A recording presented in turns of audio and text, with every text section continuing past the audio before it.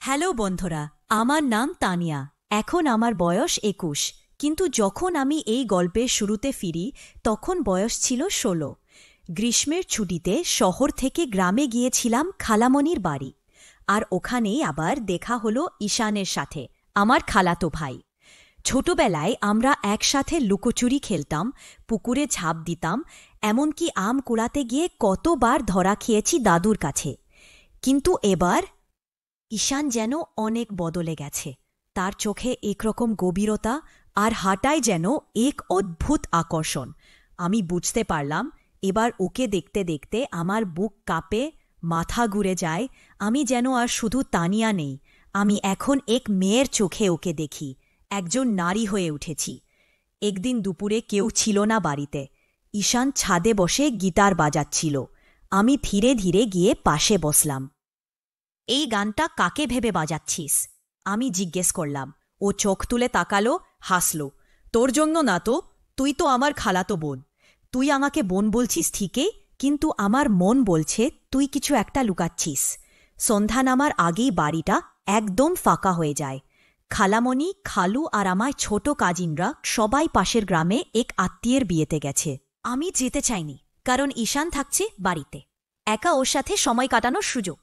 এই সুযোগ আমি কোনোভাবেই হাতছাড়া করব না। রাত ৯টা। আমরা দুজনই ছাদে বসে ঝুম বৃষ্টির শব্দ শুনছিলাম। হঠাৎ ঝাঁক করে বিদ্যুৎ চলে গেল। পুরো বাড়ি অন্ধকার, কেবল বৃষ্টির শব্দ আর দূরের বিজলির আলো। আমি একটু ভয় পেয়ে গেছি। তুই ভয় পাচ্ছিস? ঈশান জিজ্ঞেস করল।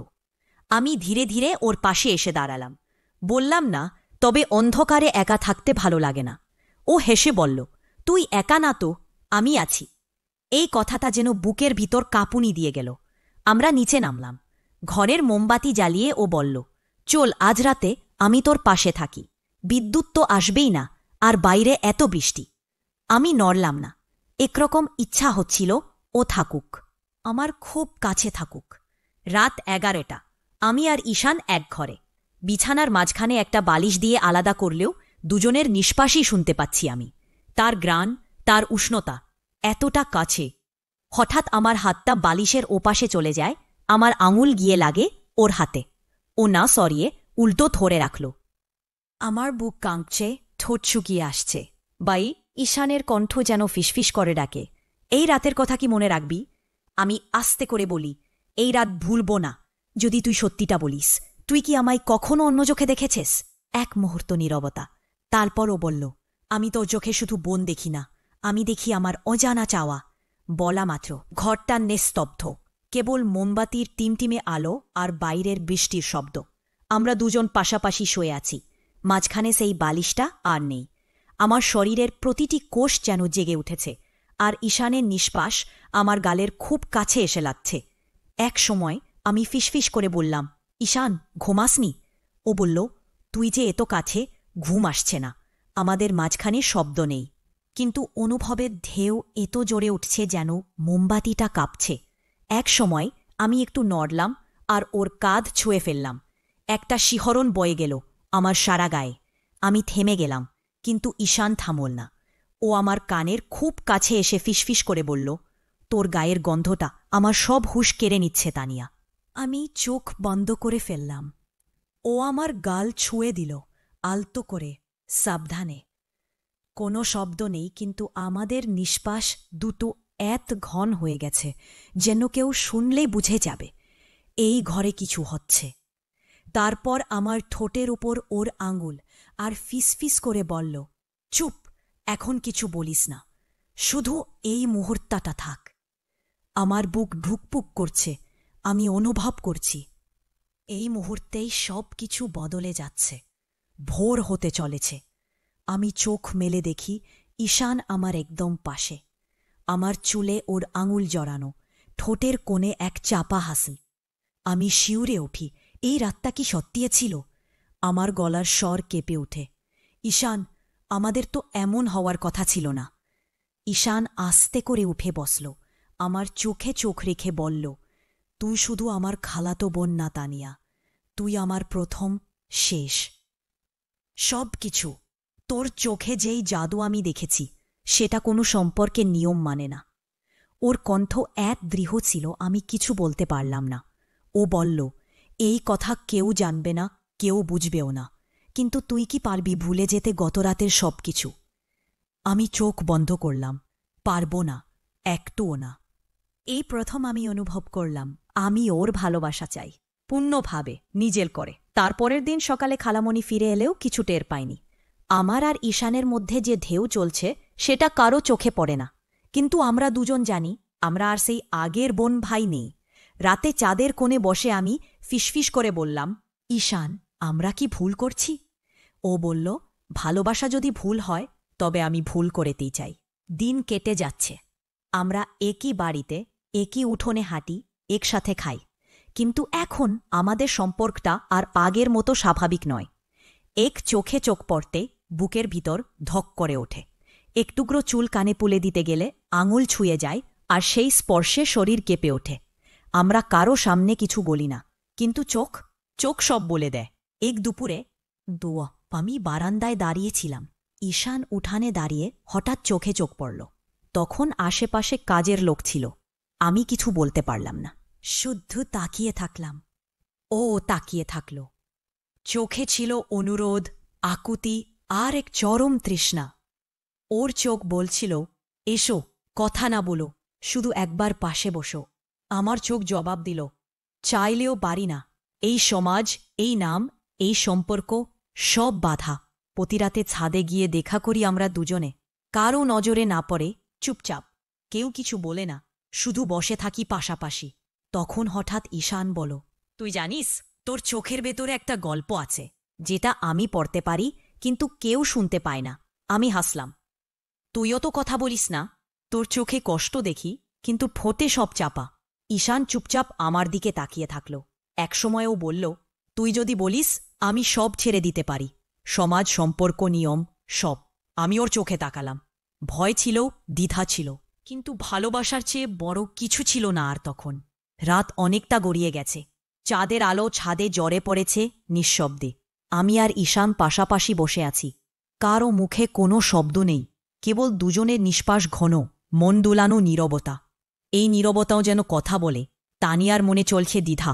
এই অনুভব যদি সত্যি হয় তবে কি আমি সমাজের সামনে দাঁড়াতে পারব? আর ঈশান তাকিয়ে আছে এমনভাবে যেন সে সেই জবাব এক পলকেই বুঝে ফেলতে চাইছে। হঠাৎ বাতাসে আমার চুল ওর কাঁধে এসে পড়ে। আমি একটু সারাতে যাই, কিন্তু ও হাত দিয়ে চুলটা আলতো করে সরিয়ে দেয়। তখনই ওর আঙুল আমার গালের কাছে 1 সেকেন্ড বেশি থেকে যায়। শরীর থমকে যায়। কিছু বলি না আমি, কেবল চেয়ে থাকি ওর চোখে।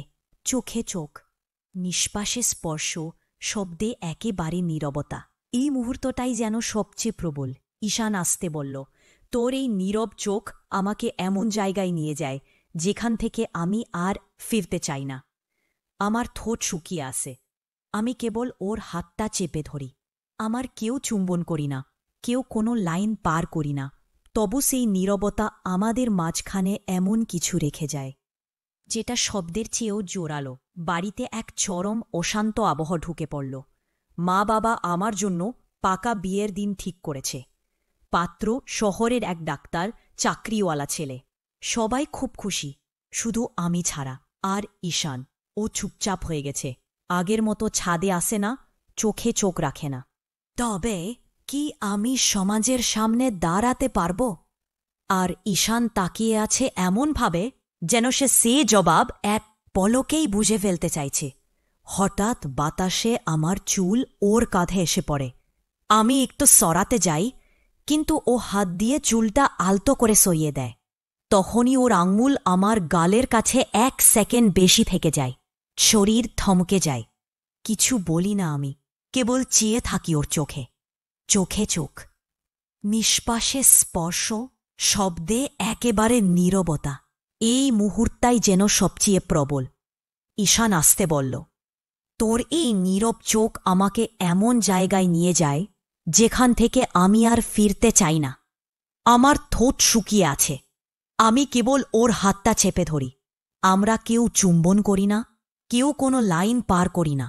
তবু সেই নীরবতা আমাদের মাঝখানে এমন কিছু রেখে যায় যেটা শব্দের চেয়েও জোরালো।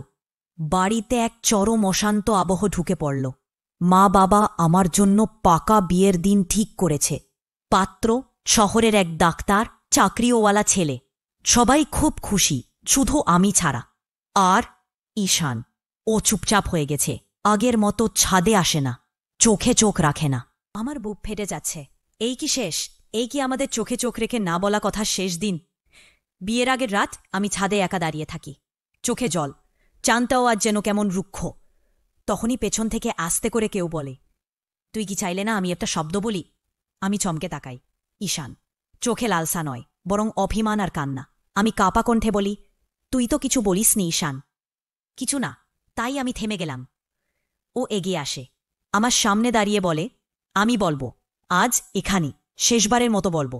তানিয়া, আমি তোকে ভালোবাসি। তুই আমার খালাতো বোন ঠিক আছে, কিন্তু তোর চোখে আমি দেখেছি আমার ঘর, আমার শান্তি, আমার বেঁচে থাকা। আমার চোখে জল চলে আসে। আমি ফিসফিস করে বলি, এই কথা যদি একটু আগে বলতে, হয়তো আজ আমি তোর ঘরেই থাকতাম। ঈশান হঠাৎ আমার হাত চেপে ধরে চোখে চোখ রেখে বলে, তুই এখনও পারিস। আমরা পালিয়ে যেতে পারি, না হয় সমাজকে বুঝিয়ে একসাথে থাকতে পারি। কিন্তু এই ভালোবাসা যদি পাপ হয়, তাহলে আমি সেই পাপই করে যাব বারবার। আমি ঈশানের দিকে তাকিয়েছিলাম। আমার গায়ে শাড়ি, হাতে মেহেদি, কপালে টিপ, কিন্তু বুকের ভেতর কেবল একটাই প্রশ্ন, আমি কি সমাজের কথা শুনে ভালোবাসাকে ত্যাগ করব, নাকি ভালোবাসাকে নিয়েই সমাজ গড়ব? আমি এক পা এগিয়ে গেলাম। শেষ শব্দ নেই, শুধু চোখে এক চুম্বন দিয়েই তার কাছ থেকে আমি বিদায় নিলাম। ভালোবাসা রক্তের সম্পর্ক চেনে না, সমাজের নিয়ম বোঝে না। ভালোবাসা শুধু হৃদয়ের ভাষা বোঝে, চোখে চোখ রেখে চুপচাপ বলা এক শব্দহীন চাওয়া। তো বন্ধুরা, ভিডিওটি ভালো লাগলে কমেন্টে জানাবেন। এই রকম ভালোবাসার গল্প শুনতে চাইলে চ্যানেলটা সাবস্ক্রাইব করুন এবং পাশে থাকুন আর আপনার বেল আইকনটা বাজিয়ে রাখুন, যাতে নতুন ভিডিও আপলোড করা মাত্রে আপনারা দেখতে পারেন।